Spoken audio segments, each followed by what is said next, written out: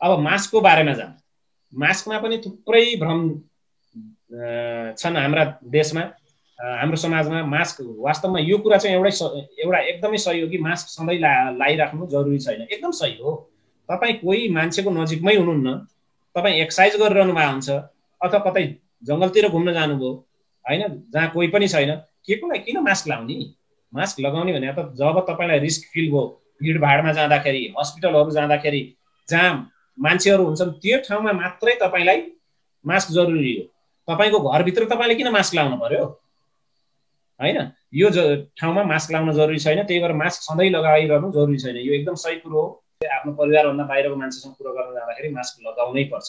यो ड्रपलेट अथवा थुक र कुरा गर्दाखेरि, हाच्छिउँ गर्दाखेरि, फुक्दाखेरि जुन मुख र नाकबाट साना साना कण निस्कन्छन् त्यसबाट सर्ने रोग हो है। यदि तपाईँले मास्क लाउनु भएको छैन भने तपाईँलाई सर्ने ठुलो सम्भावना हुन्छ। मास्क लाउँदैमा तपाईँको अक्सिजन कम भएर केही पनि हुँदैन है। अब थुप्रै व्यक्तिहरूलाई थाहा नै हुँदैन है त। थुप्रै अब यी जसले हावा फैलाइरहेछन्, भ्रम फैलाइरहेछन्, उनीहरूले भन्छन् तपाईँको हेर्नुहोस् मास्क लगाएपछि एक चाहिँ अक्सिजन कम भयो, त्यही भएर तपाईँलाई चाहिँ डिप्रेसन हुन्छ, आत्महत्या गर्नुहुन्छ। यो अप्रमाणित कुरो हो।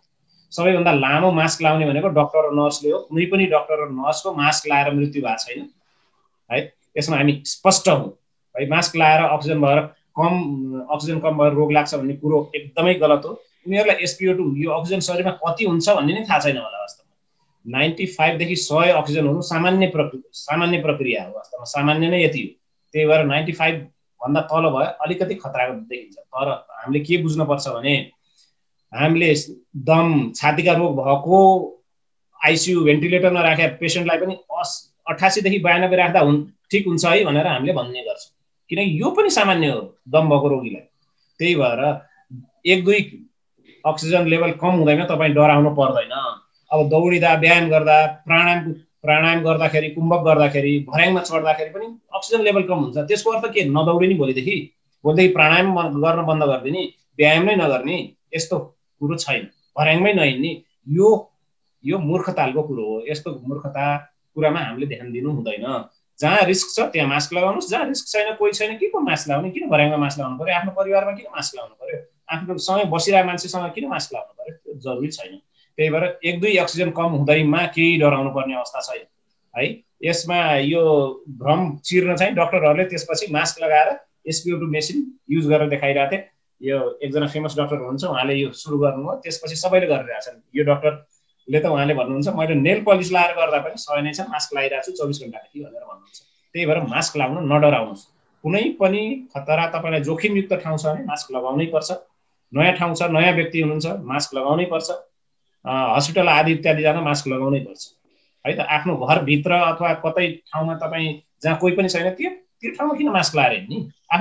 भ्रम 11 मा जाउँ हामी। मास्क फेरि प्रयोग गर्न मिल्छ भन्ने गलत हो। मास्क हामीले चाहिँ जोखिमयुक्त ठाउँमा गइसकेपछि मास्क उचित रूपले व्यवस्थापन गर्नुपर्छ है। 3 दिनमा कोरोनाको कीटाणु जहाँ भए पनि 3 दिनमा मर्छ। त्यही भएर यसलाई उचित रूपले व्यवस्थापन गर्न सकिएन भने चाहिँ फेरि अर्कोमा पनि सर्न सक्छ। त्यही भएर त्यो मास्क फेरि युज नगर्दा राम्रो। सेनिटाइजर भन्दा साबुन पानीले हात धुनु राम्रो, यो एकदम सही कुरो हो है। सेनिटाइजर भन्दा साबुन पानीले हात धुनु एकदमै राम्रो हो। अब म युके मा काम गर्दाखेरि क्लोस्ट्रिडियम डिफिसियल भन्ने एउटा इन्फेक्सन निस्केको थियो। त्यसको मेन कारण के थियो भन्दा हामी युके मा चाहिँ साबुन पानीले हात धुनु भन्दा सेनिटाइजरले काम गरेपछि हात धुने गर्थ्यौँ। अब त्यो क्रममा थुप्रै व्यक्तिहरूमा क्लोस्ट्रिडियम डिफिसियल भन्ने कीटाणुले इन्फेक्सन फैलाएर थुप्रै व्यक्तिको मृत्यु पनि भएको थियो। त्यही भएर सेनिटाइजरले नमार्ने कीटाणु साबुन पानीले मार्न सक्छ। सेनिटाइजर भन्दा साबुन पानीले राम्ररी हात धुनु एकदमै राम्रो हो। भौतिक दूरी कायम गर्नै पर्छ, यो एकदम सही हो। यसमा तपाईँले लापरवाही गर्नुभयो भने पछि पछताउनै पर्छ है। थुप्रै भ्रमहरू छन्, त्यो भ्रमलाई हामीले चिर्नै पर्छ। संक्रमण नभएका घर तथा परिवारसँगै बस्दाखेरि होइन, हाम्रो आफ्नै परिवारजनसँग बस्दाखेरि जससँगै तपाईँ बसिरहनु भएको छ त्यो बेला मास्क लाउने होइन। तपाईँ एक्लै भए बेला मास्क लाउने होइन भने भौतिक दूरी पनि कायम गर्ने, मास्क पनि लगाउने। यसले हामीलाई जोगाउँछ। यो किन जोगाउनु पर्यो त्यसमा म जाँदैछु। थुप्रै व्यक्तिहरूलाई कोरोनाले नमार्ला तर यसको स्थिति भयावह हुनसक्छ, त्यसमा हामी जाँदैछौँ। अब थुप्रै क्वाकहरूले, थुप्रै व्यक्तिहरूले चाहिँ भाइरल यो भनिरहनु भएको छ कि होइन भाइरसले केही पनि हुँदैन, आफै ठिक हुन्छ भन्नुहुन्छ। है। अब हामीले यो स्पष्ट रूपमा बुझ्नुपर्छ, जुन भाइरसको हामीमा इन्फेक्सन भइसक्यो र हाम्रो शरीरले रोग प्रतिरोध शक्ति डेभलप गरिसक्यो त्यो चाहिँ केही हुँदैन, आफै ठिक हुन्छ। होइन भने यहाँ हेर्नुहोस् त के हुन्छ, ल हेर्नुहोस् कति प्रतिशत मान्छे मर्छन् त कुन भाइरसले भन्दाखेरि, ल हेर्नुहोस् यी भाइरसको ती व्यक्तिहरूलाई यो पिक्चर देखाउनुहोस्, क्लियर कट आफै हुन्छ। 80% मान्छे मार्ने भाइरस छन्, 100% मान्छे मार्ने भाइरस पनि छन् है त। त्यसमा म पछि जाउँला। 80% मान्छे मार्ने भाइरसहरू हुन्छन्। यो कुन बेलामा कस्तो कस्तो भाइरसको इन्फेक्सन फैलिएको थियो र यसको मृत्यु दर कति छ, त्यो रोग लागेपछि कति प्रतिशत मान्छे मर्छन् है त। मार्बर भाइरस यो लाग्दाखेरि 1967 मा निस्केको थियो, 80% व्यक्तिको मृत्यु भएको थियो। यस्ता यस्ता भाइरसहरू छन्। निपा भाइरस 77.6% को मृत्यु भएको थियो। अनि भाइरसले केही हुँदैन आफै ठिक हुन्छ भनेर हुन्छ, त्यसरी होइन। अब तर कोरोना भाइरसको अहिलेको मृत्यु दर हेर्ने हो, यो लेटेस्ट स्ट्याटिस्टिक्स हो, 2.2 छ। हुन त थुप्रै देशमा यो 3 भन्दा माथि छ। कति देशमा त सुरुवातमा 9% जति पनि थियो, तर अहिले अल टुगेदर वर्ल्ड वाइड रूपमा स्ट्याटिस्टिक्स हेर्दाखेरि 2 देखि 3 को बीचमा छ। 3.1 पनि छ भनिन्छ, तर यो रिसर्चले चाहिँ 2.2 छ भनिन्छ। मैले सबैभन्दा कम भएको रिसर्च अगस्त 24 को स्ट्याटिस्टिक्स हालेर हेरिरहेको छु है त। मैले कुनै सबैलाई सचेत गराउन यो भनेको है। अहिलेको लेटेस्ट रिसर्च हो वर्ल्ड वाइड रूपमा। सबैभन्दा कम कुन चाहिँ रिसर्चले भन्छ भन्दाखेरि यो रिसर्चले भन्छ 2.2 व्यक्तिहरू, झन् 2.5% व्यक्तिहरू 100 मा 2.2 जनाको मृत्यु हुन सक्छ कोरोना लागेका मध्ये। त्यही भएर सतर्क त हुनु पर्यो नि, किन मृत्यु हुन दिने है। यो H1N1 भन्दा चाहिँ खतरनाक हो, तर सार्स मर्स भन्दा चाहिँ त्यति खतरनाक होइन है त्यो मार्नेमा। तर यो तर चाहिँ बुझ्नु जरुरी छ। तर यो जति खतरनाक चिज मानव इतिहासमा आजसम्म आएको थिएन, यो जति खतरनाक हो। त्यो किन भनेर म अहिले तपाईहरुलाई प्रमाणित गर्दैछु। यो त लास्ट 50 इयर्सको मात्रै हो है। भाइरसले केही हुँदैन आफै ठिक हुन्छ, यो गलत हो, एकदम गलत हो। अब थुप्रै व्यक्तिहरुले तपाईलाई के भन्नुहुन्छ भने भाइरसले केही हुँदैन आफै ठिक हुन्छ, भाइ यो कोरोनाले मार्ने प्रतिशत भने 0.1% हो। हैन, गलत हो। हेर्नुस्, यसले मार्ने 2.2% लाई सबैभन्दा कम दुनियाँको रिसर्च मध्ये, सबैभन्दा रिलायबल रिसर्च मध्ये सबैभन्दा कम 2.2 छ। हैन भने 3% जति एभरेजमा कोरोनाको मृत्यु गरिरहेको छ। त्यही भएर हामी एकदमै सतर्क हुनु जरुरी छ है। अब दुनियाँमा सबैभन्दा खतरनाक भाइरस मध्ये अर्को भाइरस हो रेबिज हैन। तपाईलाई थाहा छ नि, पागल कुकुरले टोक्यो भने रेबिज लाग्छ र मृत्यु हुन्छ भनेर। अब वास्तवमा यसको फेटालिटी रेट कति छ? 100% जति छ, झन्नै 100%। दुनियाँमा काउन्ट गर्न, औंलामा गन्न सकिने व्यक्ति मात्रै छन् जुन रेबिज लागेपछि बाँचेका छन्। हैन भने रेबिज लाउने बित्तिकै सम्पूर्णको मृत्यु भएको छ। यदि कुनै पनि क्वाकले अथवा कुनै पनि भ्रम फैलाउने व्यक्तिले तपाईलाई भन्यो भने भाइरसले केही हुँदैन आफै ठिक हुन्छ भन्यो भने उहाँलाई भन्नुस् तपाईले एउटा रेबिज भाइरसको इन्जेक्सन लिएर देखाउनुस् त भनेर उहाँलाई च्यालेन्ज दिन सक्नुहुन्छ तपाईले। यी सबै भ्रम फैलाउनेले भन्ने हुन्। उहाँहरूलाई माइक्रोबायोलोजीको ज्ञान छैन, प्याथोलोजीको ज्ञान छैन, केही पनि ज्ञान छैन, त्यतिकै बोलेर हुन्छ। म डाक्टरले इन्जिनियरको कुरा गरेर हुन्छ, हुँदैन नि, त्यस्तै हो। अब थुप्रै साधारण भाइरस जस्तै इन्फ्लुएन्जा, रुगाखोकी, सामान्य रुगाखोकीको भाइरसमा चाहिँ यो लागू हुन सक्छ, तर सबै भाइरसमा यो लागू हुँदैन। 100 मा 100% मार्ने भाइरस पनि छन् है। मैले भनिहालेँ रेबिज भाइरस। अब उहाँ जस्ता व्यक्तिहरू चाहिँ यदि उहाँलाई डर छैन हैन, हौवा फैलाउनु भन्दा बरु गएर मानव समाज सेवा गर्नु राम्रो हो कि हैन भन्नुस् त। यदि उहाँलाई डर छैन भने उहाँ जस्ता व्यक्तिहरूलाई हामीले चाहिँ कोरोना अस्पतालमा जसरी काम गर्नुहुन्छ गर्नुस्, मास्क नलाएरै काम गर्नुस्, केही छैन भनेर हामीले पठाउनु पर्ने हुन्छ।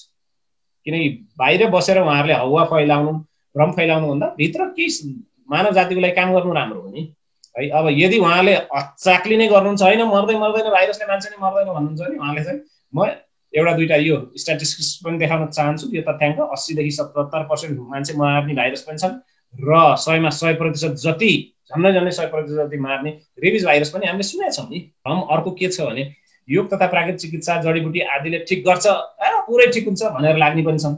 हैन, यसले ठिकै गर्दैन, यसले कामै गर्दैन भन्ने पनि छन्। यी दुवै गलत हो। हेर्नुस्, अब हामी कुनै पनि रजिस्टर्ड चिकित्सकले के हेर्नुपर्छ भने डाटा हेर्नुपर्छ, स्ट्याटिस्टिक्स हेर्नुपर्छ हैन, तथ्याङ्क हेर्नुपर्छ र रिसर्चहरुमा बेस भएर कुरो गर्नुपर्छ। अब अहिलेसम्मको एकदमै इन्करेजिङ, एकदमै राम्रो सकारात्मक रिजल्ट आछ है। लक्षण नभएकामा यो प्राकृतिक चिकित्सा जडीबुटीको प्रयोग गरिसकिया छ। झन्नै 10,000 व्यक्ति भन्दा माथि यसको क्लिनिकल ट्रायल सिद्धिसकेका छ। नेपालमा पनि रजरको सामुदायिक प्राकृतिक चिकित्सालय, योगी नरहरिनाथ योग तथा प्राकृतिक चिकित्सालय चितवन आदिमा पनि एकदम राम्रो नतिजा देखिरहेको छ यो म उहाँहरूले दिएको स्ट्याटिस्टिक्समा हाम्रा साथीहरू नै काम गर्नुहुन्छ, उहाँले एकदम राम्रो काम गरिरहनु भएको छ। तर अहिलेसम्म हामीले लक्षण नभएकोमा यो ट्रायल गरिरहेका थियौँ। अब फेज 2 मा लक्षण भएकामा पनि यो क्लिनिकल ट्रायल बाँकी नै छ है। त्यसको रिजल्ट आएपछि मात्रै हामीले भन्न सक्छौँ यसले ठिक गर्छ, 80% ठिक गर्छ अथवा ठिक गर्न सक्दैन। त्यही भएर फेज 2 को रिजल्ट नआएसम्म हामीले अहिले के भन्छौँ, हामी एकदम उत्साहित छौँ, एकदमै सकारात्मक छ रिजल्ट भन्न सक्छौँ। र हामी 100% यो सत्य हो कि यी विधिहरूले, यो प्राकृतिक चिकित्सा जडीबुटीले हाम्रो रोग प्रतिरोध शक्ति सन्तुलित गर्छ र जे प्रमाणित भयो त्यो मात्र एउटा रजिस्टर्ड चिकित्सकले भन्न सक्छ हैन। अब क्वाकले जे भने पनि हुन्छ, किनकि ऊ रजिस्टर्डै छैन, उसले पढेकै छैन, उसलाई इथिक्सै थाहा छैन, मेडिकल इथिक्सै थाहा छैन, उसले जे भने पनि हुन्छ। यो चेन्नईमा भएको 5010 जनामा भएको अर्को मैले ट्रायल तपाईँलाई देखाउन जाँदैछु, भारतको साउथ इन्डियाको चेन्नईमा भएको हाम्रो साथीहरूले गरे हुन्, मेरा जुनियरहरू छन् टन्नै, यी डाक्टरहरू सबै, उहाँहरूले सबैका सबै 5010 भर्ना भएका मध्ये 5010 ठिक भएको छ। तर यी मध्ये केही मात्र सिम्प्टोमेटिक थिए, प्रायः सो एसिम्प्टोमेटिकै थिए। त्यही भएर हामी उफ्रिहाल्नुपर्ने फेज 2 को रिजल्ट नआएसम्म, जसमा लक्षण भएकोमा मात्र हामीले क्लिनिकल ट्रायल नगरेसम्म हामी उफ्रिहाल्नुपर्ने र म सबै ठिक गर्छु भन्नुपर्ने त्यति अवस्था आइसकेको छैन। हामी ब्यालेन्स भएर नै कुरो गर्नुपर्छ। त्यस्तै रजरमा यहाँ देख्न सक्नुहुन्छ, अस्ति भर्खर उहाँहरूले 318 जनाको रिपोर्ट निकाल्नुभयो, सबै भर्ना भएका जति सबै ठिक भएर गएका छन्, कति त 4-5 दिनमै नेगेटिभ आएका रिपोर्ट पनि छन् है त। उहाँ योगासँगै नाचगान है प्राकृतिक चिकित्सा सबैबाट यो रिजल्ट सम्भव भएको, जडीबुटी पनि त्यहाँ प्रयोग भएको थियो। त्यही भएर हामी उत्साहित छौँ, सकारात्मक छ। तर 100% यही हो भनेर भन्ने बेला आएको छैन। 100% भन्नु मूर्खता नै हो भन्ने हाम्रो मान्यता छ। भ्रम 14 लकडाउन। हुन त हामी पनि लकडाउनका विरोधी हौँ है त। लकडाउन किनकि हामीलाई थाहा छ लकडाउन पूर्ण समाधान होइन। हामीले सरकारलाई पनि भनिरहेछौँ, तर सरकारले पूर्ण रूपमा हामीलाई सुनेको अवस्था छैन। होइन भने हामी नेपालीहरू भनेको त अलिकति पनि डिसिप्लिन नभएका जनता हौँ। हामी थोरै केही चान्स पायो कि उफ्रिहाल्छौँ। त्यही भएर लकडाउन गरेको हुनसक्छ, तर हामी पनि लकडाउनका विरोधी हौँ। हामीलाई पनि समस्या भइरहेछ, हाम्रा पनि क्लिनिकहरू बन्द भइरहेछन्, हाम्रा साथीभाइहरू पनि बेरोजगार भइरहेछन् थुप्रै होइन। हामीलाई पनि समस्या छ, तपाईँ म मात्र होइन, सबैभन्दा बढी समस्या कसलाई भइरहेछ, दिनौ कमाएर खान परेकोलाई एकदमै गाह्रो बनाएको छ। त्यही भएर हामी यो विश्वास राख्छौँ कि लकडाउन अन्तिम विकल्प होइन, लकडाउनको वैज्ञानिक विकल्प खोज्नु जरुरी छ। जस्तै नाका सिल गर्ने हुनसक्छ, किनकि हामीले के बुझ्नुपर्छ भने जबसम्म बाहिरबाट भित्र छिर्दैन तबसम्म यो रोगले केही पनि गर्न सक्दैन, रोग बढ्नै सक्दैन। यो रोग भित्रैबाट अटोमेटिक उत्पन्न हुने रोग होइन, मुभमेन्टबाट मात्रै यो रोग फैलने हो। त्यही भएर यदि कुनै ठाउँ 100% स्योर छ त्यहाँ कोरोना देखिया छैन भने त्यसको नाका सिल गर्दै हुन्छ। नाका मात्रै सिल गर्ने, भित्र सबै ओपन गरे हुन्छ है त। यो विकल्प एकदम राम्रो विकल्प हुन सक्छ र यो विकल्प सरकारलाई थियो, काठमाडौँमा र थुप्रै शहरमा यो गर्ने विकल्प थियो। तर सरकारले गल्ती के गर्यो भने पास दिएछ, मान्छेलाई जताततै जान दिएछ। अब जति मुभमेन्ट हुन्छ त्यति यो रोग फैलिन्छ। मुभमेन्ट रोक्ने बित्तिकै यो रोग कन्ट्रोलमा आउँछ र हरेक दिन कमाएर खाने व्यक्तिहरूलाई सरकारले निःशुल्क खुवाउनै पर्छ र यसमा सरकार र हामी दुवैले काम गर्नु जरुरी छ। र हामीले के बुझ्न पर्यो भने यदि कोरोनामाथि हामीले चाहिँ विजय प्राप्त गर्ने भने जनता सचेत हुनु जरुरी छ भने सरकार दूरदर्शी हुनु जरुरी छ है। लकडाउन मात्र यसको सम्पूर्ण समाधान होइन है। लकडाउनलाई विकल्प खोजेर हामीले काम गर्नु जरुरी छ। अब भ्रम 15 छ। अब यो पुरा बर्लिनमा हेर्नुस्, लन्डनमा हेर्नुस्, जताततै हेर्नुस्, पुरा एकदम विरोध भइरहेछ, यो कोरोनाको विरोध हो यताउता भनेर भनिन्छ। यो विरोध लकडाउनको हो है त। यो विरोध लकडाउनको हो। कोरोनाको विरोध गर्ने पनि केही मान्छे यहाँ घुसिया होला त्यसमा छ। अब सबै ठाउँमा हेर्नुस्, पढ्नुस्, सबैमा चाहिँ लकडाउनको विरोध भइरहेछ। किन भइरहेछ त? यो पहिला पनि भएको थियो, आजभन्दा 100 वर्ष अगाडि पनि भएको थियो, झन् 50 वर्ष अगाडि पनि भएको थियो, आज पनि भइरहेछ। यो नौलो कुरो चाहिँ होइन। यो किन हुन्छ त्यसमा थोरै म प्रकाश पार्न चाहन्छु। किनकि मान्छेको इतिहासमा यस्तो प्रतिकूल स्थिति आजसम्म भोगेकै छैन मान्छेले। हामीले जीवनमा यस्तो प्रतिकूल स्थिति भोगेकै छैन है त। यो यस्तो अब कुनै पनि स्थिति हामीले भोगेका छैनौँ भने त्यसमा हामीले कसरी रियाक्सन दिने भन्ने हामीलाई थाहा हुँदैन है त। किनकि यो अनट्रेन्ड सिचुएसन हो है। अब पढ्या लेख्या कहिले पनि क ख नै नलेख्या मान्छेलाई लगेर तपाईले ल लेख भाइ भन्नु भने के गर्छ? उसलाई प्रतिक्रिया दिने नै थाहा हुँदैन है त। अब यसलाई मैले कसैलाई ब्लेम गर्न खोजे होइन, मैले आफैलाई भनौँ है त। यो ट्रेनिङ भने यो ट्रेन सिचुएसन भने कस्तो भने हामी थुप्रैको घरमा कुकुर हुन सक्छ। कुकुरलाई खतरनाक कसरी बनाउने, अरूलाई टोक्ने कसरी बनाउने, त्यसमा एकदम सजिलो उपाय के हो भन्दाखेरि कुकुरलाई अर्को व्यक्तितिर अथवा अर्को सिचुएसनमा ढाल्दै नडाल्ने, हेर्नै नदिने, देख्नै नदिने, घरमा मात्रै 5-6 महिना राख्नु भयो भने त्यो कुकुर अटोमेटिक अर्को व्यक्ति देख्ने बित्तिकै एट्याक गर्छ। किनकि उसलाई अर्को व्यक्ति देख्दाखेरि कसरी चाहिँ रेस्पोन्स दिने थाहा हुँदैन है त। यस्तै अनट्रेन सिचुएसन हाम्रो मनस्पटलमा पनि छ। हामीलाई यस्तो जिन्दगी हामीले भोगेकै थिएनौँ, सोचेको पनि थिएनौँ। अब अचानक आयो, कसरी हामीले प्रतिक्रिया दिने हामीलाई थाहा छैन। त्यही भएर पनि यस्तो भएको हुन्छ। र साथसाथै हामी भित्र किनकि कहिलेसम्म जेलमा बसे यसरी बस्ने हैन, आर्थिक समस्या छन्, सामाजिक समस्या छन् है, मानसिक समस्या छन्, नैराश्यता हाम्रो भित्र बढिरहेछ, तनाव बढिरहेछ, डिप्रेसन आदि बढिरहेछ, झन्नै डबल भइरहेछ यी रोगहरू। हेर्नुस्, यो प्रमाणित कुरो हो। र त्यही भएर त्यो कतैतिर त पोखिन पर्यो हैन त, मान्छे विस्फोट हुन्छ। त्यो पोखिने अर्को प्रक्रिया भनेको विरोध हो। त्यही भएर यी विरोधहरू लकडाउनको मान्छेले यो किनकि सामाजिक आर्थिक मानसिक समस्याले यस्तो भएको हो। अब थुप्रै गलत व्यक्तिहरूसँग फालाफाल समस्या छ र उनीहरूले गलत सूचना प्रभाव गर्दैछन् र हामीलाई मिसलिड गरिरहेछन्। त्यही भएर सूचना बङ्ग्याएर भ्रम फैलाउने, गलत व्याख्या गर्ने र हाम्रो जुन मानसिक सेन्टिमेन्ट छ अहिले एकदम नाजुक अवस्थामा छ, त्यसलाई उनीहरूले यसरी चाहिँ क्यास इन गरेका छन् यो देखाएर। र राज्यले पनि जनताको आशा बुझेका छैन। त्यही भएर पनि यस्ता लकडाउनको विरोध भइरहन्छन्। हामी पनि त्यसका विरोधी हौँ। तर त्यसको अर्थ हामीले यसरी मूर्खतापूर्ण यसरी भिड गर्नुपर्छ भन्न खोजेको होइन, हुँदैन त्यस्तो है त। अब यसलाई योभन्दा पहिलाको हिस्ट्रीलाई पनि म दोहोऱ्याउन चाहन्छु। त्यो चाहिँ सबैभन्दा खतरनाक हिस्ट्री थियो स्पेनिस फ्लूको है त। 500 मिलियन पिपल थियो है, 5 करोड जनता मरेको त्यस्तो स्थिति थियो वास्तवमा। हेर्नुहोस् 1918 को पहिलोमा के भयो भने सरकारले सबैले लकडाउन गरे, त्यही भएर कम मान्छे मरे है। त्यसपछि मृत्युदर घटेर गयो र के भयो, अब लकडाउन खोल्ने, किनकि मान्छेमा भित्र बेचैनी, नैराश्यता आदि इत्यादि आर्थिक समस्या, सामाजिक समस्या उत्पन्न भएपछि यो कर्भ हेर्नुहोस् है, थोरै मान्छे मरेका थिए है, झन् 50 मिलियन मात्रै पहिला मरेका थिए।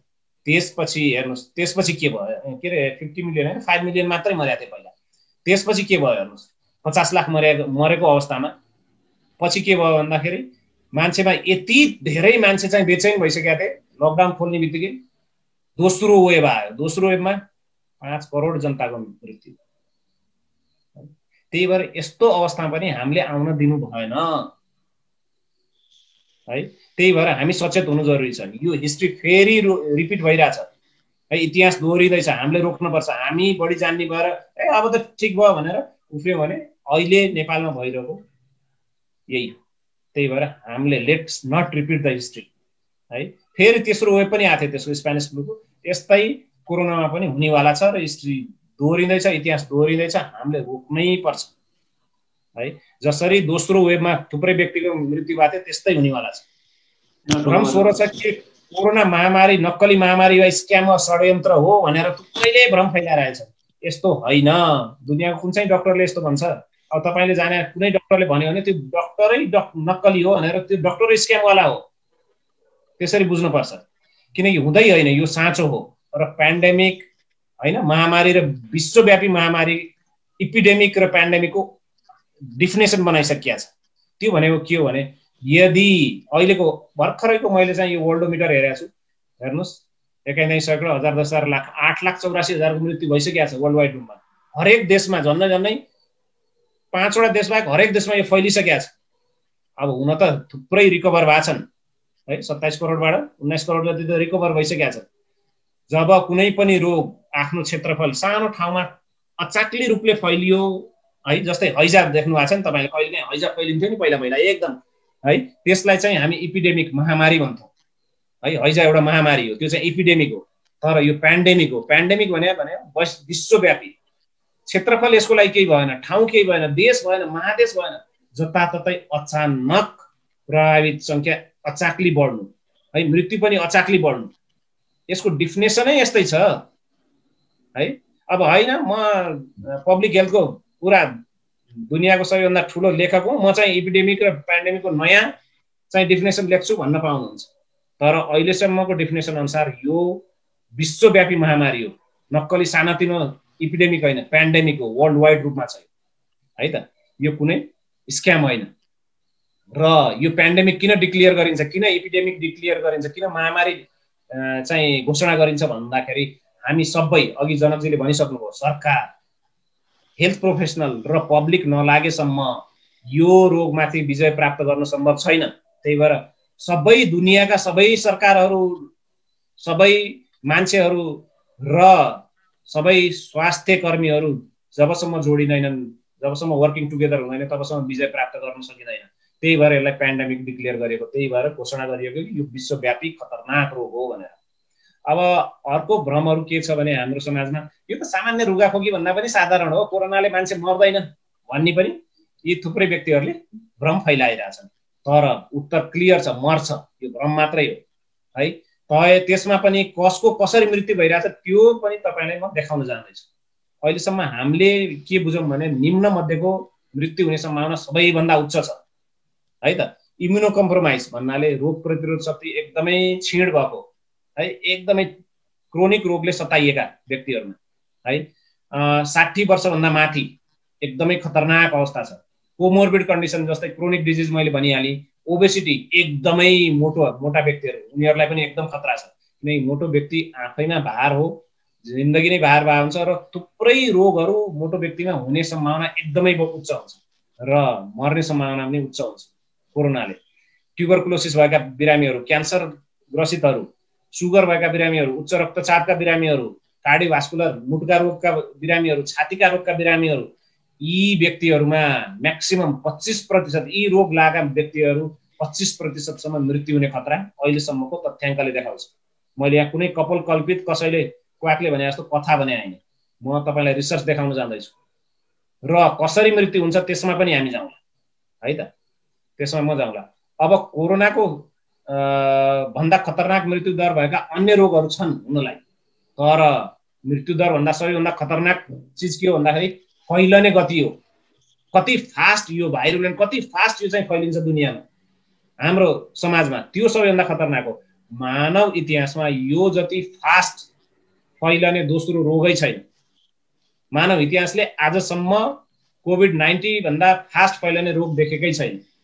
त्यही भएर अब मानव न मृत्युदर 3 अथवा 2.2, सबैभन्दा मिनिमम 2.2 नै छ, तर यति फास्ट यो फैलिन्छ कि त्यही मृत्युदर ठुलो लाग्छ, किनकि एकै दिन थुप्रै मान्छे मर्छन्। अब यसले मान्छे मर्छन् कि मर्दैनन् त्यो म तपाईँलाई पछि देखाउँला। अब यो कसरी मर्छन् भन्दाखेरि सिभियस कम्प्लिकेसनले, मुटु र रगत र रक्त नलीसँग सम्बन्धित रोगले कोरोना भएपछि मान्छे मर्छ है। रगत जमेर मान्छे मर्छ, रगत जम्ने बित्तिकै एउटा अङ्गले रगत पाउँदैन र अर्ग्यान फेलियर भएर मान्छे मरिरहेछ, निमोनिया भएर मान्छे मरिरहेछ, acute respiratory distress syndrome ARDS ले मान्छे मरिरहेछ। अब यसले यदि हामी कहाँ कुनै पनि बिरामी आउँछ भने कुनै पनि बिरामीलाई हामीले प्राकृतिक चिकित्सा, योग आदि इत्यादि साथसाथै जरुरत भएमा केही कमोबेस औषधिले पनि धक्का दिएरै भए पनि उसको जिन्दगी 20, 50, 60 वर्ष हामीले बचाउन सक्छौँ नि। यी रोगीलाई पनि हामीले 20, 50, 60, 70 वर्ष बचाउन सक्छौँ हेर्नुहोस्। तर यदि त्यो व्यक्तिलाई कोरोना लाग्यो भने त ऊ अहिलेको अहिले मर्यो नि, अनि मर्न दिने त? 15-20 वर्ष बाँच्न सक्ने मान्छेलाई अहिले मर्न दिने? सबैभन्दा खतरा यो व्यक्तिहरूलाई छ। त्यही भएर यी व्यक्तिहरूलाई हामीले बचाउनलाई हामी सतर्क हुनु पर्यो। हाम्रो लापरवाहीले त हामीलाई रोग भएको नि हामीलाई थाहा हुँदैन र अर्कालाई सारे पनि थाहा हुँदैन, मरेपछि बल्ल थाहा हुन्छ हेर्नुहोस्। अहिले भएको त्यही होइन, अनि यसले मर्दैन भनेर भ्रम फैलाएर हुँदैन है त। त्यही भएर हामीले यो एकदमै बुझ्नुपर्छ। अब 2.2% मृत्यु रेट छ, डेथ रेट छ, फ्याटालिटी रेट छ, त्यसलाई नेपाली क्याल्कुलेसनमा क्याल्कुलेट गर्दा पनि 6.6 लाख नेपालीको मृत्यु हुन सक्छ। हुन त यो अतिशक्ति हो, मैले म्याक्सिमम क्याल्कुलेसन यो देखाएको छु है त। अब दुनियाँमा थुप्रै भाइरसहरूको मैले देखाएको छु, फ्लूको सबै कम्पेरिजन मैले गरेको छु। यहाँ तपाईँले हेर्न सक्नुहुन्छ, चाँडै फैलिनेमा सबैभन्दा हाइएस्ट कोभिड-19 छ। कोभिड-19 दुनियाँको सबैभन्दा फास्टेस्ट, सबैभन्दा सजिलै, सबैभन्दा गति रूपमा सर्न सक्छ र जति सर्यो त्यति मार्ने हो यसले। त्यही भएर हामीले त्यसमा पनि बुझ्नुपर्छ है।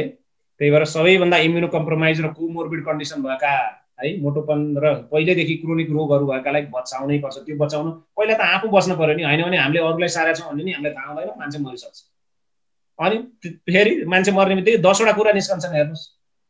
त्यही भएर यसमा हामी एकदम स्पष्ट हुनुपर्छ। अब थुप्रै व्यक्तिले के भन्छन् भने कोरोनाले मारेकै होइन, ल कोरोनाले मारेको प्रमाणित गर्नुहोस्, म मर्न तयार छु भन्छन्।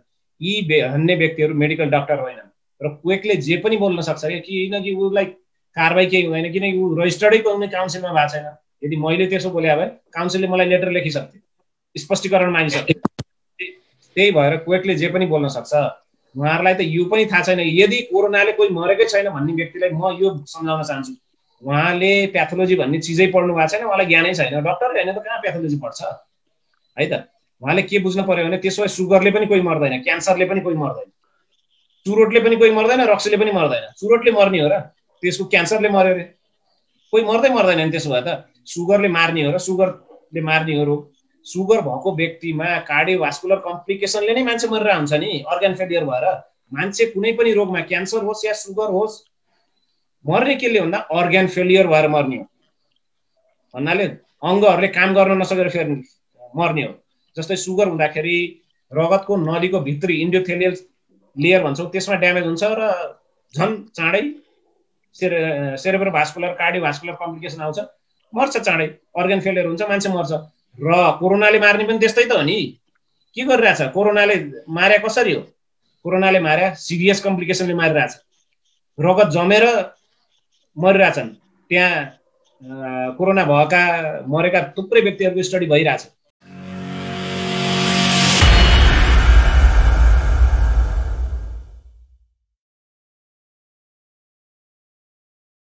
यो थुप्रै स्टडी हुँदाखेरि चाहिँ के देखिया छ भन्दाखेरि थ्रोम्बोसिस रगत जम्ने प्रक्रिया, कार्डियोभास्कुलर कम्प्लिकेसन र रगत जम्ने प्रक्रियाले त्यो अङ्गमा जाने रक्त नली बन्द गरिदिने, जसले गर्दाखेरि अर्गन फेलियर हुन्छ, निमोनिया, एआरडिएस आदि कम्प्लिकेसनले मर्छन्।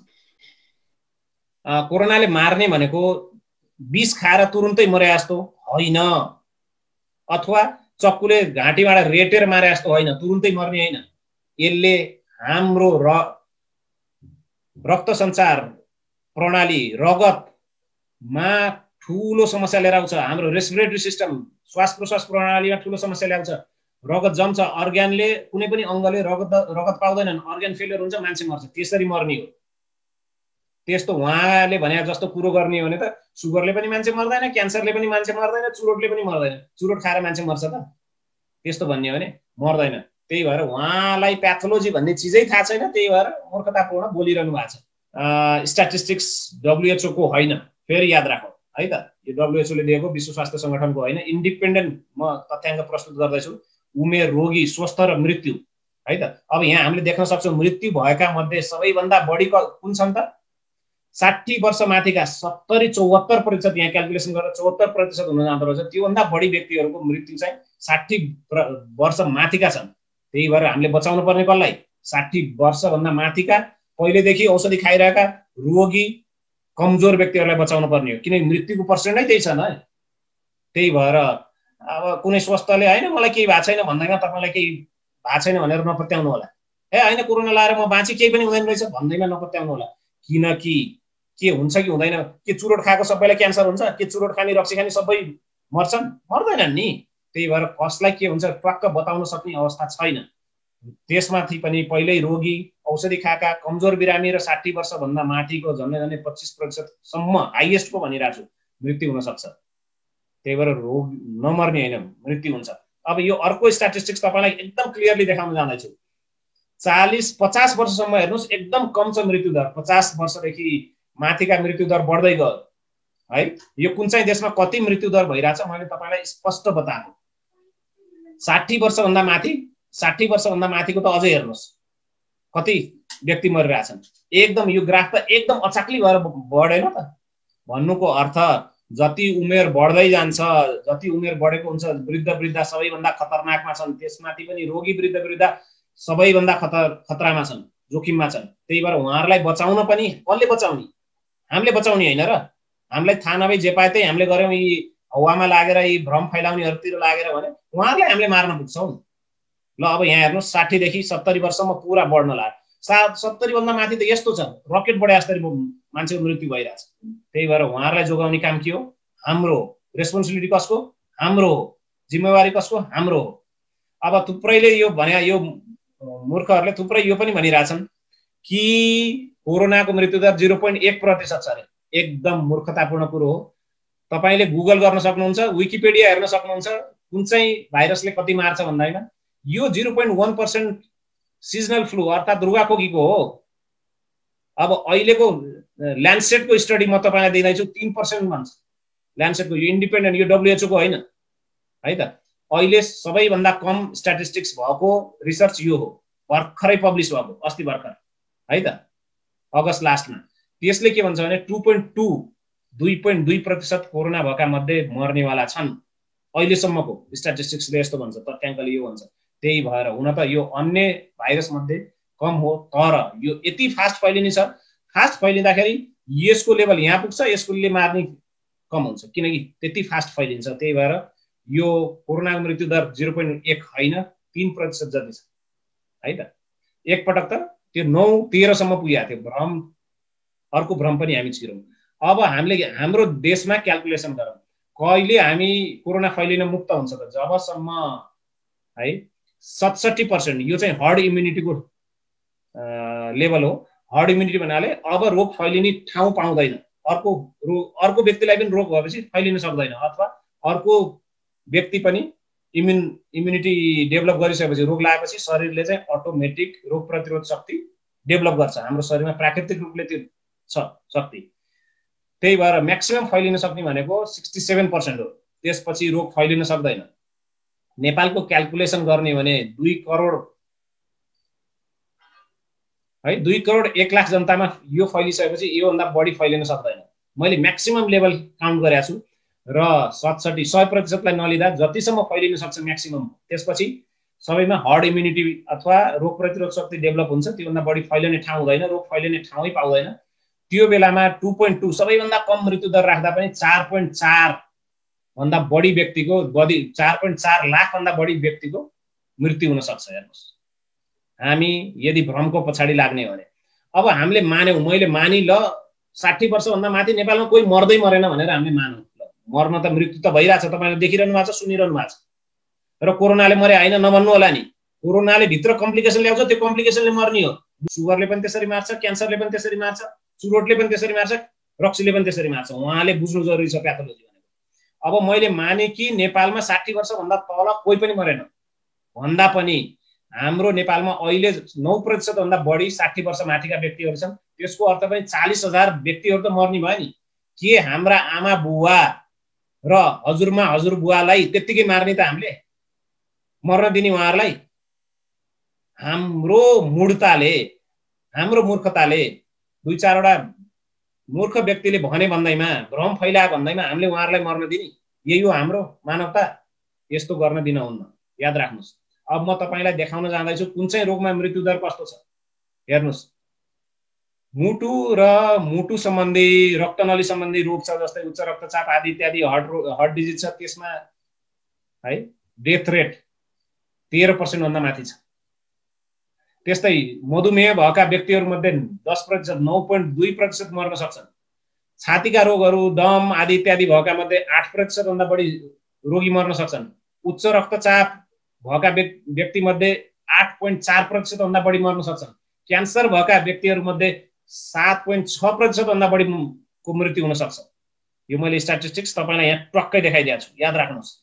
र कुनै पनि रोग छैन भन्नेहरू मध्ये पनि झन्डै 1% को मृत्यु हुन सक्छ है। यदि यो भएन भने, कुनै पनि रोग नभएको मरेन भने पनि हामीले कसलाई सार्छौं?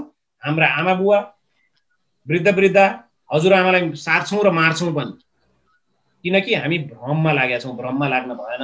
त्यही भएर हामीले यो बुझ्नु जरुरी छ, मृत्युदर हाई छ कोमोर्बिड कन्डिसनमा है त। त्यही भएर कोरोनाले स्वस्थ मान्छे मर्दैन भन्नु पनि मूर्खता हो। मर्छ, अरूभन्दा सुरक्षित, तर मर्न सक्ने सम्भावना 0.9%, झन्डै 1% व्यक्तिहरू को मृत्यु हुन सक्छ। अहिलेसम्मको तथ्याङ्क यस्तो छ। तर म स्वस्थ छु भनेर मैले निर्कुल गर्न सक्ने अवस्था छ र म भित्र क्यान्सर पो छ कि भित्र टिबी पो छ कि मलाई के थाहा हैन। बाहिर थुप्रै रोगहरू त बाहिर लक्षणै नदिई भइरा हुन्छन्। त्यही भएर तपाई सुरक्षित रहनुमै तपाईको चाहिँ बुद्धिमानी छ है। त्यही भएर प्राय जसो अवस्था 90% लाई त कुनै प्रब्लम भइरा छैन। 7% लक्षण भएकोलाई आइसियु भेन्टिलेटर अक्सिजन औषधिको जरुरत पर्न सक्छ। तर हामीले बुझौँ यसको निम्ति औषधि पनि तयार भइसकेको छैन, भ्याक्सिनले 100% काम गर्छ भन्ने पनि स्योर छैन। त्यसको अर्थ अब के गर्ने भन्दा हामी सचेत रहने हो। त्यसले मास्क नला भन्दैमा नलाउने होइन, सोसियल डिस्टेन्सिङ हटाऊ भन्दैमा हटाउने होइन, हामी मेन्टेन गर्नै पर्छ। स्मोकिङ गर्ने, रक्सी खाने आदि इत्यादिले पनि आदि गर्ने व्यक्तिमा झन् मृत्युदर हाई छ, स्वस्थ व्यक्तिमा पनि है। अब सबै मर्छन् भन्ने, कोरोनाले सबै मर्छन् भन्ने होइन। चुरोट खाएको पनि सबै मर्दैन, रक्सी खाएको पनि सबै मर्दैन। त्यसको अर्थ चुरोट रक्सी खानु नि होइन नि। त्यस्तो मूर्खतामा हामी गर्न हुँदैन। एकदम स्वस्थ व्यक्तिको मृत्यु कसरी हुन्छ भन्ने एउटा अर्को स्ट्याटिस्टिक्स मैले यहाँ प्रस्तुत गरेको छु है त।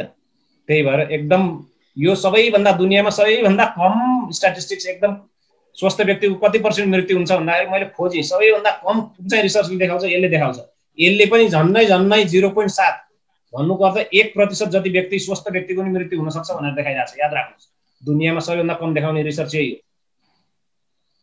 र मृत्यु दर यस्तो कम छ अनि किन मास्क लगाउने, किन दूरी काम गर्ने भन्ने क्वेसन आउन सक्छ। यसको सठिक उत्तर हो अरूलाई बचाउन, भयावह स्थिति आउन नदिन।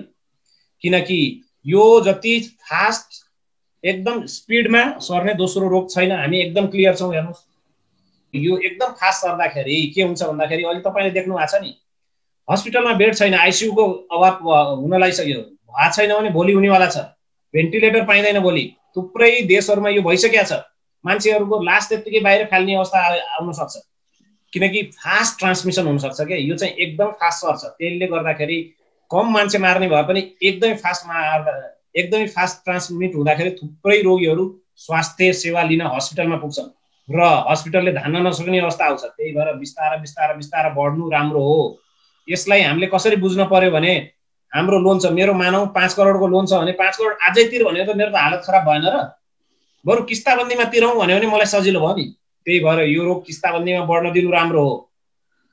त्यही भएर त्यो कसरी हामी नै सचेत भएर त्यो हुन सक्छ। यदि हामीले फास्ट सर्न दियौँ, आन्दोलन गर्न गयौँ, आदि इत्यादि भिडमा गयौँ, भिडमा सामाजिक दूरी कायम राखेनौँ, मास्क लाएनौँ, कुनै पनि हामीले समझदारी र हेल्थ डक्टरहरूले भनेको, सरकारले भनेको सुन्नुहोस् म भन्दिनँ, डक्टरहरूले भनेको कुरोहरू तपाईँले सुन्नु भएन भने भोलि हेल्थ केयर क्राइसिस आउनेछ। र तपाईँले अहिले पनि सुन्न लाग्नुभयो, त्यो आइसियु खाली थिएन, आइसियुमा पुर्याउन सकिएन, भेन्टिलेटरमा पुर्याउन सकिएन, व्यक्तिको मृत्यु भयो। थुप्रै न्युजहरू नेपालमा आइसके, किनकि हाम्रो देश पहिल्यै हेल्थ इन्फ्रास्ट्रक्चर एकदम कम भएको, स्वास्थ्य सेवा एकदम कमजोर भएको देश हो। त्यही भएर जति चाँडै जति तपाईँले लापरवाही गर्नुहुन्छ त्यति नै बढ्नेवाला छ। जति डक्टरहरू इन्फेक्टेड हुन्छन् त्यति यो बढ्नेवाला छ, त्यति नै मृत्यु पनि बढ्छ। अनि भोलि गाड्ने ठाउँ हुँदैन, कसरी गाड्ने कोरोना रोगीलाई? तपाईँले देख्नु भएको छ नि, कर्मकाण्ड गर्ने समय हुँदैन, कर्मकाण्ड गर्न जान पाइँदैन, आफ्नो मरेको आफ्नो प्रियजनको अनुहार देख्न पाइँदैन। हेर्नुहोस्, त्यस्तो अवस्था आउनबाट कसरी जोग्ने? हामी नै सतर्क हुने हो। त्यही भएर मास्क लगाउने, दूरी कायम गर्ने, सतर्क रहने। र मृत्युदर धेरै कम रहेछ, किन डराउने त? डराउने होइन, किन डराउने? डराउने होइन, सतर्क रहने हो। हामी सतर्क रहेनौँ भने हाम्रो लापरवाहीले हाम्रा प्रियजन, वृद्ध, रोगी, आमा बुवा, साथी अथवा हजुरआमा हजुरबुवा मरेमा हामी अपराधी साबित हुनेछौँ। हामी अपराधी साबित नहुन पनि हामी डराउने होइन, सतर्क चाहिँ रहन पर्यो। सबै मेजरहरू, हेल्थ मेजरहरू हामीले फलो गर्नै पर्छ है त। होइन भने भोलि हाम्रै कारण हाम्रा वृद्ध आमाबुवा, रोगी आमाबुवा अथवा हजुरआमा हजुरबुवाको मृत्यु हुनेवाला छ, त्यसको जिम्मेवार हामीले लिनुपर्ने छ। त्यो बेलामा हामी अपराधी साबित हुनेछौँ। अब थुप्रै व्यक्तिहरूले यो मानेका छैनन्, ती व्यक्तिहरू पनि हेर्नुहोस् न, मैले 2-4 वटा न्युज देखाएको मात्रै यस्ता लाखौं व्यक्तिहरूको मृत्यु भइरहेछ जसले मानेकै थिएनन्। होइन यो यसले फैलाएको, उसले फैलाएको, यो भाइरस भन्ने छैन भन्दा ती व्यक्तिहरूको पनि मृत्यु भइरहेछ दुनियाँमा। केही व्यक्तिहरू यहाँ हेर्नुहोस्, नेपालमा पनि त्यस्ता व्यक्तिहरूको मृत्यु भइरहेछ। अर्को हामीले लिन सक्छौँ ब्राजिललाई। ब्राजिलको राष्ट्रपतिले के भने? सिधै होइन मास्कै नलाउनु, यो पनि नगर्नु, ऊ पनि नगर्नु। के भयो पछि? लास गाड्ने ठाउँ थिएन मान्छेलाई। त्यो अवस्थामा हामीले लापरवाही गर्यौँ भने हाम्रो भयावह स्थिति पनि यस्तै हुन्छ। तपाईँले देखिसक्नु 2-4 ठाउँमा भइसक्यो। यो स्याङ्जा पोखरामा 41 खोलामा लास फालेको देख्नु भएन? कोही पनि लास गाड्ने मान्छे छैन, आफन्तजन छैन। त्यसरी क्रियाकर्म गर्नुपर्ने हुनसक्छ। यो वास्तविकमा भएको चिज हो ब्राजिलमा, देख्नुभयो? किनकि राष्ट्रपति आफैले मानेन, अनि जब हुँदैन उसलाई पनि भयो रोग। ऊ त बच्यो, उसँग पैसा थियो, रिसोर्सेस थियो। थुप्रै व्यक्ति जोसँग छैन, जसले हेल्थ केयर टाइममा पाउँदैन, भेन्टिलेटर पाइएन भने यत्रा व्यक्ति एकैताली रोगी भने कहाँबाट भेन्टिलेटर पाइन्छ?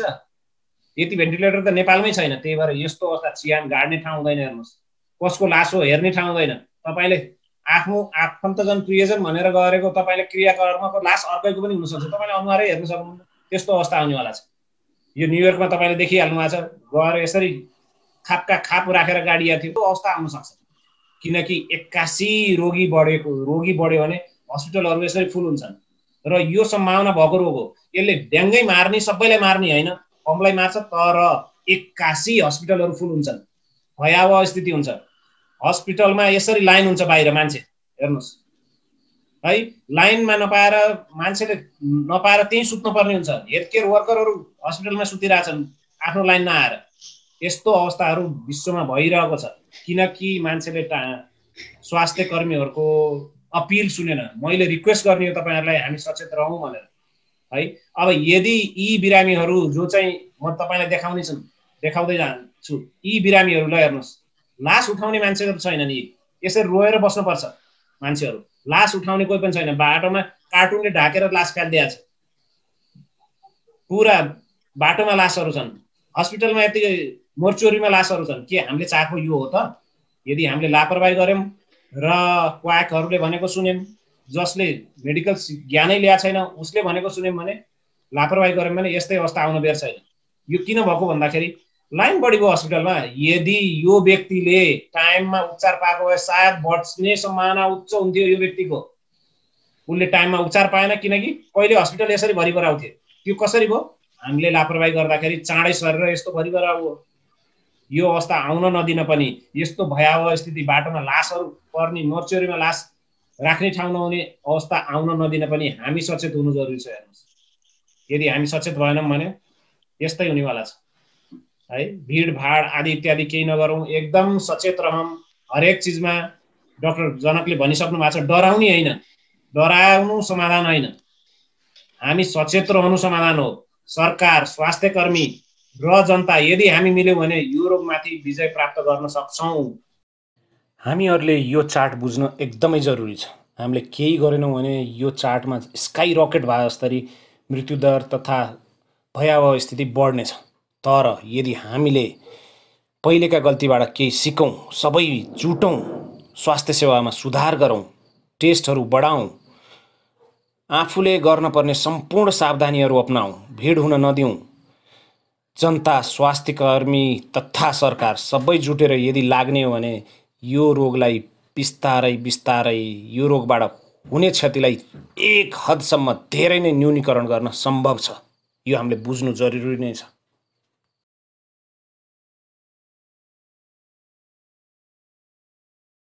अहिले थुप्रै समस्याहरू देखिएका छन् र यो कोभिडको बारेमा थुप्रै भ्रम छन् र एकले अर्कालाई हामी आरोप लगाउने, आरोप प्रत्यारोप गर्ने किसिमका एक्टिभिटीहरू भएको देखिन्छ।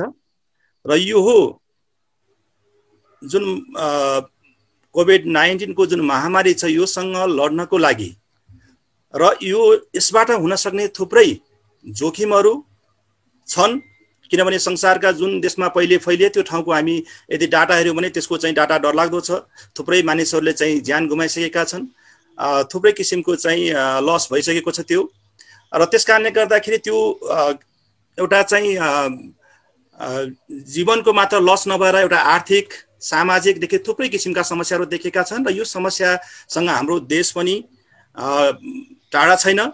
र यो रिस्कलाई, यो लसलाई चाहिँ मिनिमाइज गर्नको लागि एउटा मात्रै उपाय के भन्दाखेरि हामी बिचको युनिटी र कोअपरेसन, त्यो भनेको चाहिँ सरकार, पब्लिक र हेल्थ वर्कर बिचको चाहिँ जुन युनिटी हो अथवा कोअपरेसन हो त्यो अति महत्त्वपूर्ण देखिन्छ। त्यसकारणले गर्दाखेरि यहाँ के देखिन्छ भन्दाखेरि पब्लिकले सरकारलाई आरोप लगाएको अथवा पब्लिकले चाहिँ स्वास्थ्य कर्मीलाई आरोप लगाएको अथवा गभर्नमेन्टले चाहिँ आफ्नो पारदर्शिता देखाउन नसकेको र पब्लिकको जुन आवाज हो त्यसलाई सम्बोधन गर्न नसकेको र स्वास्थ्य क्षेत्रका विभिन्न जनशक्तिहरूलाई प्रपरली ब्यालेन्स गर्न नसकेको अथवा उपयोग गर्न नसकेको अवस्था देखिन्छ।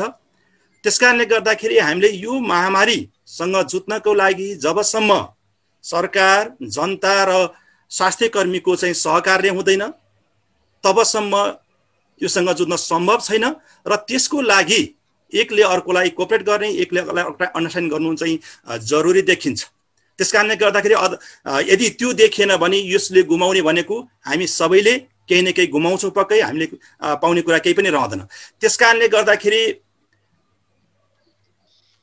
जब चाहिँ हेल्थको कुरा आउँछ यसमा चाहिँ के छ भन्दाखेरि यो सबै किसिमका के नेपालमा चाहिँ विभिन्न किसिमका चाहिँ चिकित्सा विधिहरू अहिले चाहिँ प्र्याक्टिसमा छन् र यो कोभिडको सन्दर्भमा हेर्दाखेरि योसँग जुझ्नको लागि, यसबाट चाहिँ समाधान पाउनको लागि सबै सिस्टमहरू एक आपसमा चाहिँ मिल्नु जरुरी दिन्छ। अहिलेको प्र्याक्टिस हेर्दाखेरि आधुनिक चिकित्सा मात्र यसमा चाहिँ एक्लै अगाडि बढेको अथवा स्वास्थ्य मन्त्रालय अरू विधाहरूलाई त्यति वास्ता नगरेको जस्तो देखिन्छ। जस्तो चाहिँ योग तथा प्राकृतिक चिकित्सा एउटा विधा छ जसले चाहिँ यो कोभिडको बारेमा महत्त्वपूर्ण भूमिका खेल्न सक्छ, त्यसलाई चाहिँ वास्ता गरेको देखिँदैन। त्यसैगरी आयुर्वेद, त्यसैगरी टिसिएम, होमियोप्याथी, स्वारेपा लगायत विभिन्न सिस्टमहरू नेपालमा छन्। तर अहिले चाहिँ मन्त्रालयको दूरदर्शिता यसमा देखिँदैन कि उसले एक्लै चाहिँ एलोपेथी सिस्टमले मात्रै रोगसँग लड्छु भन्ने चाहिँ जुन गरेको छ त्यसले गर्दा पनि केही समस्या भएको देखिन्छ। त्यसकारणले गर्दा यी सिस्टमहरू सबैलाई जोडेर यो सिस्टममा भएको जुन टेक्नोलोजी छ, जुन चाहिँ विधि छ त्यसलाई प्रयोग गरेर अधिकतम हामी चाहिँ यो रोगसँग लड्नु जरुरी देखिन्छ। र म हाम्रो यथार्थ भनेर मैले टाइटल दिएको छु। थुप्रै भ्रमहरू छन्, थुप्रै चिज यथार्थ पनि छ, त्यसमा हामी बिस्तारै बिस्तारै जाउँ है त। अब थुप्रै अहिले तपाईहरुले सोशल मिडियामा देख्नुहुन्छ कोरोना भाइरस हैन ब्याक्टेरियल इन्फेक्सन हो भनेर, यो भ्रम नम्बर 1 मा मैले राखेको छु। वास्तवमा कोरोना भाइरस नभएर ब्याक्टेरिया भइदिए भए त अझै सजिलो हुन्थ्यो। यो एउटा तथ्य, गलत तथ्य हो। वास्तवमा कोरोना भाइरस नै हो र ब्याक्टेरिया भएको भए एन्टिबायोटिकले मार्न सजिलो हुन्थ्यो र चाँडै नै विजय प्राप्त गर्न एकदम सजिलो हुन्थ्यो। भाइरस भएको भएर हामीसँग औषधि छैन, कुनै पनि भाइरसको हामीसँग तथ्यपूर्वक एकदमै काम गर्ने औषधि बनेकै छैन अहिलेसम्म। त्यही भएर हामीलाई यसमाथि विजय प्राप्त गर्न गाह्रो भएको। त्यही भएर यो कुनै ब्याक्टेरियल इन्फेक्सन होइन। तपाईले आफ्नो मेसेन्जर अथवा फेसबुकमा थुप्रै देख्न सक्नुहुन्छ यो ब्याक्टेरियल इन्फेक्सन हो अनि प्रमाणित भयो अरे भनेर। यो सबै रेका कुरा हुन्, यसमा कुनै तथ्य छैन है त। अब विश्वभरि हामीले के सोच्छौँ भने विश्वभरि मेडिकल साइन्स थुप्रै होलान्। आयुर्वेद मेडिकल साइन्स होला, त्यसपछि प्राकृतिक चिकित्साको छुट्टै मेडिकल साइन्स होला, होमियोप्याथीको छुट्टै मेडिकल साइन्स होला। यस्तो होइन, सबै मेडिकल साइन्स एउटै छ र बेसिक मेडिकल साइन्स सबैले एउटै नै पढ्न पर्छ। त्यस्तै त्यस बेसिक मेडिकल साइन्स अन्तर्गतको माइक्रोबायोलोजी पर्छ। माइक्रोबायोलोजी भनेको यस्ता साना तिना एकदम जीवाणुहरूको अध्ययन गर्ने विज्ञान र हामीले ल्याबमा यसको थुप्रै अनुसन्धान भएर यो प्रमाणित भएको छ कि यो मर्स र सार्सकै एउटा फ्यामिलीको भाइरस हो र यो प्रमाणित भइसकेको छ। यो कुनै ब्याक्टेरियल इन्फेक्सन होइन। ब्याक्टेरियल इन्फेक्सन भइदिए त एकदमै सजिलो हुन्थ्यो यसलाई उपचार गर्न, त्यस्तो होइन है त। अब थुप्रै अन्य भ्रमहरू पनि हामी कहाँ व्याप्त छन्। जस्तै इटलीमा पिसिआर बन्द भयो अरे भनेर। इटलीमा पिसिआर बन्द भएको छैन। मैले मैले आज हजुरहरूले सबैले म स्पष्ट गर्न चाहन्छु कि मैले WHO बाट एउटा पनि रिसर्च पेपर यसमा हालेको छैन। किनकि हामी थुप्रैलाई डाउट छ कि WHO नै बायस छ कि WHO विश्व स्वास्थ्य संगठनलाई नै कसैले घुमाइरहेको छ कि। यस्तो भ्रमहरू व्याप्त भएको हुनाले मैले यो भ्रमहरू चिर्न जति पनि यहाँ तथ्यहरू, स्ट्याटिस्टिक्सहरू, रिसर्चहरू यहाँ मैले प्रस्तुत गरेको छु, कतै पनि WHO को एउटा पनि रेफरेन्स मैले गरेको छैन। मैले सबै इन्डिपेन्डेन्ट रिसर्चहरू र रिसर्च जर्नलहरूको रिसर्चहरू मैले प्रस्तुत गरेको छु है त। अब यो मैले अस्ति भर्खर सेप्टेम्बर 1 को मैले तपाईलाई इटलीको पिसिआर को गभर्नमेन्टको रिपोर्ट यही देखाइदिएँ। हेर्नुहोस्, इटलीमा पिसिआर बन्द छैनन्। 86 लाख भन्दा बढीको टेस्ट भइसकेको छ र दुनियाँको कुनै पनि देशले पिसिआर रोकेको छैन। यो भ्रममा नपरौँ है त। अब यहाँ मैले थुप्रै इटालीका थुप्रै क्षेत्रहरूको प्रान्तहरूको कति जनाको चाहिँ टेस्ट भयो भनेर मैले यहाँ इटलीको गभर्नमेन्टकै रिजन बाई रिजन नै मैले यहाँ तपाईलाई स्ट्याटिस्टिक्स तथ्य पेश गरेको छु। इटलीमा पिसिआर बन्द छैन है त। यस्तै भ्रम नम्बर 3 मा के छ भने 54 वटा देशले WHO लाई हटायो, WHO लाई बाहिर निकाले भन्ने एउटा भ्रम छ। अब हो ट्रम्प प्रशासनले चाहिँ WHO लाई दिने अनुदान रोकेको मात्रै हो, तर अमेरिकाबाट अन्य अनुदान WHO को लागि जारी नै छ अहिलेसम्म है त। त्यही भएर यो पनि एउटा भ्रम फैलाएको, हवा फैलाएको मात्रै हो। 54वटा देशले WHO लाई हटाएको होइन, यो हवा फैलाएको मात्रै हो। र ट्रम्प प्रशासनले चाहिँ अनुदान रोकेको हो, तर अमेरिकाका अन्य अनुदान र अन्य सहयोग WHO लाई जारी छ। तर थुप्रै देशहरू, गरिब देशहरू जस्तै बुरुन्डी, तान्जानिया, अफ्रिकाका थुप्रै देशहरूमा परीक्षण दर एकदम कम छ, किनकि उनीहरूको आर्थिक क्षमता एकदम तल्लो स्तरको, निम्न स्तरको छ। हामी हुन त हामीलाई नेपाल गरिब देश भन्ने सोच्छौँ, तर हामीभन्दा थुप्रै देश गरिबहरू छन्। त्यही भएर उनीहरूले थुप्रै टेस्टहरू गर्न सकिरहेका छैनन्। तैपनि मैले बुरुन्डीको यहाँ कुरा आइरहेको थिएँ, बुरुन्डीको मैले स्ट्याटिस्टिक्स यहाँ पेश गरेको छु, तथ्याङ्क पेश गरेको छु होइन। बुरुन्डीमा 448 वटा केसहरू यहाँ देखिसकेका छ है त। मैले तपाईँलाई देखिसके यहाँ सबै स्ट्याटिस्टिक्स 3 सेप्टेम्बरसम्मको मैले हजुरहरूलाई यहाँ देखाएको छु है त। कतै पनि यस्तो रोकिएको छैन, कसैले पनि WHO हटाएको छैन। अब हुन त WHO को कार्य, हुन त यो हामीले के बुझ्नुपर्छ भने वैज्ञानिकहरूलाई नै पूर्ण रूपमा थाहा छैन। त्यही भएर हामीले चाहिँ सबै चाहिँ WHO सँग खुसी छैनन्। त्यो खुसी नदेखिन सक्छ, थुप्रै वाद विवाद हुन सक्छ, तर WHO लाई हटाएको होइन। अब भ्रम 4 यहाँ हाम्रो नजिकैको देश भियतनाममा पनि होइन, पुरा PCR रोकियो, कोही मर्या छैन, कसैलाई भएकै छैन भनेर यो भ्रमहरू फैलाइएको छ। मैले तपाईँलाई स्ट्याटिस्टिक्स यहाँ देखाइदिएँ है। फेब्रुअरीदेखि सेप्टेम्बर 2 सम्मको तपाईँलाई स्ट्याटिस्टिक्स देखाइदिएको छु। 1000 काटिसक्यो भियतनाममा है त। 10 लाख भन्दा बढी PCR टेस्ट भइसक्यो भियतनाममा। 35 जनाको मृत्यु पनि भइसक्यो। पर्यटनका थुप्रै केन्द्रहरू बन्द गर्नु परेको छ र सम्पूर्ण सतर्कता भियतनाममा अपनाइएको छ। र तपाईँलाई भर्खरको अगस्त 8 को मैले तपाईँलाई फेरि अर्को न्युज देखाउँदैछु। भर्खर BBC ले हामीलाई यो न्युज दिनुभएको छ कि थुप्रै भियतनामी सिटीहरूमा चाहिँ फेरि लकडाउन सुरु गरिएको छ, किनकि कोरोना टेस्ट। यो भियतनामको फोटो हो, BBC लाई मैले उद्धृत गर्दैछु। त्यही भएर भियतनाममा मान्छेले मास्क लगाउँदैनन्, हेर्नुहोस् न यही है, यो गलत हो। अब हुन त थुप्रै देशमा कोरोना छैन, एकदम त्यो चाहिँ एकदम सही हो। हेर्नुहोस्, अब जस्तै अहिलेसम्मको यो मैले अगस्त 24 को स्ट्याटिस्टिक्स मसँग छ, त्यसपछि देखिएको हुनसक्छ। अब पलाउ, माइक्रोनेसिया, मार्शल आइल्यान्ड्स, नाउरू होइन, किरिबाती, सोलोमन आइल्यान्ड्स, यस्तो देशहरूमा चाहिँ कोरोना देखिएको छैन। देखिएको छैन भन्नुको अर्थ रिपोर्ट भएको छैन, प्रमाणित भएको छैन, PCR पोजिटिभ भएको छैन। तर यहाँ यी देशहरूमा सतर्कता अपनाइएको छ। होइन भने, सतर्कता नअपनाउने भने भारत र अमेरिका जस्तै एक दिन हुन्छ है त। अब यहाँ फेरि तपाईँलाई यसमा थोरै कन्फ्युज होला। तुर्कमेनिस्तान, नर्थ कोरियाको पनि यहाँ केही भ्रमहरू होला।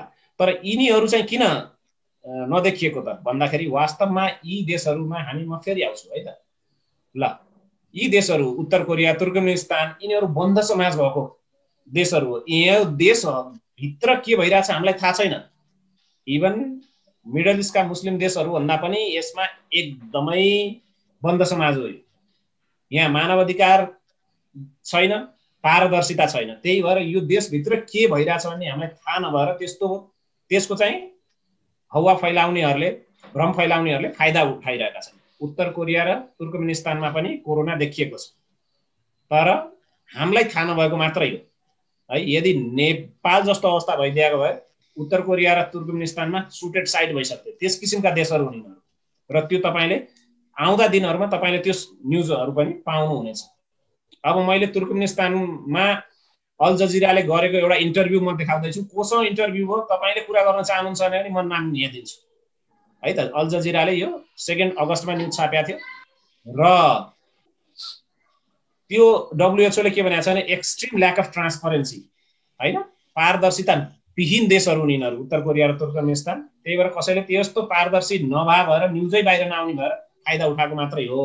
तर त्यहाँका व्यक्तिहरूसँग कुरा गर्दाखेरि त्यहाँ मल्स बन्द भइसकेको छ, रेस्टुरेन्ट बन्द भइसकेको छ, ट्रेन सर्भिसेस बन्द भइसकेको छ टेम्पोरेरीली गभर्मेन्टले, र गभर्मेन्टले मान्छेलाई मास्क लगाउन भनिसकेको छ। अब नदेखिन्जेल एकजना पनि पेसेन्ट देखिया छैन भने किन मास्क लगाउने? जब देखिन्छ तब न प्रिकसन लिने हो। त्यस किसिमको तुर्कमेनिस्तानमा पनि सुरु भइसकेको छ। कसैले तपाईँलाई पुराना न्युजहरूको देखायो भने तपाईँले 2 अगस्त ताजा न्युज म तपाईँलाई देखाउँछु 1 महिना अगाडिको, यहाँ सुरु भइसकेको छ कोभिड है त। अब अर्को भ्रम साथमा अर्को छ भ्याक्सिनको बारेमा हैन।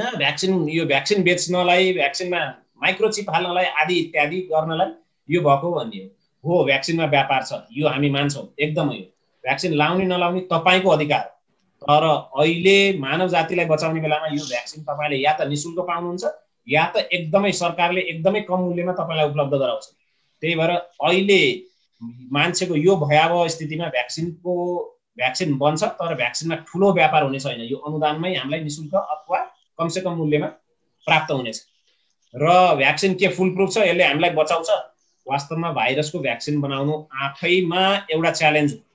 भाइरस म्युटेट हुँदै जान्छ, भन्नुको अर्थ यसले आफ्नो स्वरूप परिवर्तन गरिरहन्छ ताकि फेरि मान्छे अथवा अन्य ठाउँमा होस्टमा यो बस्न सकोस्, त्यसलाई मार्न सकोस् हैन। त्यस किसिमको यसको हुन्छ। म्युटेसन हुने हुनाले भ्याक्सिनको इफिकेसी सबै भ्याक्सिनले काम गर्छ भन्नेमा चाहिँ हामीलाई अहिलेसम्म डाउट छ र थुप्रै वैज्ञानिकहरूलाई पनि डाउट छ। तपाईँले गुगल गर्न सक्नुहुन्छ। तर यदि भ्याक्सिन आयो भने थुप्रै व्यक्तिहरूलाई बचाउन सकिन्छ। त्यो व्यक्तिहरू भनेको जसले चाहिँ सबैभन्दा बढी प्रिकसन लिनुपर्छ, उनीहरूलाई एकदमै राम्रो यसले काम गर्छ। उनीहरूको जिन्दगी बचाउन यसले राम्रो काम गर्नेछ।